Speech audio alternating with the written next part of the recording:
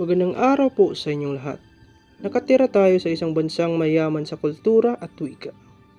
Ang Pilipinas ay isang arkipelago na binubuo ng iba't ibang isla ay mayaman din sa iba't ibang wika at dialekto. Ngunit sa kabila ng ating pagkakaiba-iba, may isang bagay na nag-uugnay sa atin, ang ating pagiging Pilipino.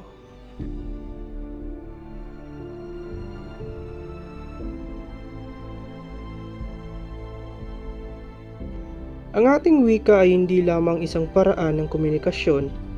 Ito ay simbolo ng ating kultura, kasaysayan at identidad. Ang ating wika ay nagpapakita ng ating pagiging Pilipino, ngunit sa panahon ngayon, nakakaranas ng mga hamon ng ating wika. Maraming mga kabataan ang mas sanay magsalita ng Ingles kaysa Pilipino. Ang mga dayuhang wika ay mas madalas naririnig sa mga paaralan, media at sa mga negosyo. Mahalaga na patuloy nating itaguyod ang paggamit ng ating wika. Narito ang ilang mga paraan kung paano natin magagawa ito. Una, gamitin ang Pilipino sa ating pang-araw-araw na buhay. Pangalawa, magbasa ng mga libro at artikulo sa Pilipino. Pangtatlo, manood ng mga pelikula at programa sa telebisyon sa Pilipino. Pang-apat, magsalita ng Pilipino sa ating mga anak at mga kapamilya. Panghuli, suportahan ang mga proyekto at organisasyon na nagsusulong ng ating wika. Ikaw, tayo. Tayong lahat ay Pilipino. Bansang Pilipinas ay siyang Ang advokasya ng wika ay hindi lamang tungkulin ng gobyerno. Ito ay responsibilidad ng bawat Pilipino.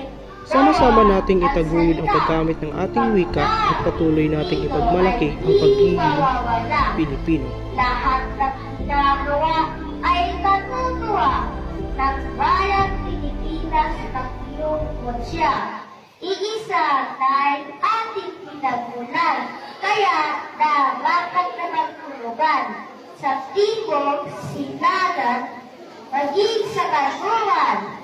Dahil Pilipino ay tawagan.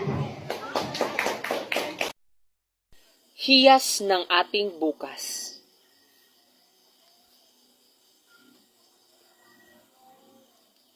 Wikang bahagi ng ating lahi at kasaysayan, pinakamahalagang kultura ng bayan, kaluluwa ng sangkatauhan. Wikang tayo'y pinagbuklod, wika ng kalayaan. Wikang ating tinubuan, ito'y hiyas at ating yaman, sa pagkakaintindihay naging kasangkapan, pagka-Pilipino'y naging makabuluhan. Wikang likas na gabay, sa pagtuklas at paglikha ng daang matiwasay, dahilan ng kaunlaran, gamot ng kamangmangan. Mga kababayan, itaas ang ating kanang kamay at ako'y inyong sabayan. Bigkasin ang ako ay Pilipino, kayumanggi ang kulay ko. Mananatiling tapat sa bayan at nooy itataas kahit kaninuman. Filipino ang aking wika. Ito ang ating wikang pangbansa. Ito'y bigkasin hanggang wakas dahil ito ang hiyas ng ating bukas. Lingwahe ko ni ug palambuon ko ni. Tangkilikin, gamitin at paunlarin ang sariling atin. Ako po si Dexter Las 12. Maraming salamat.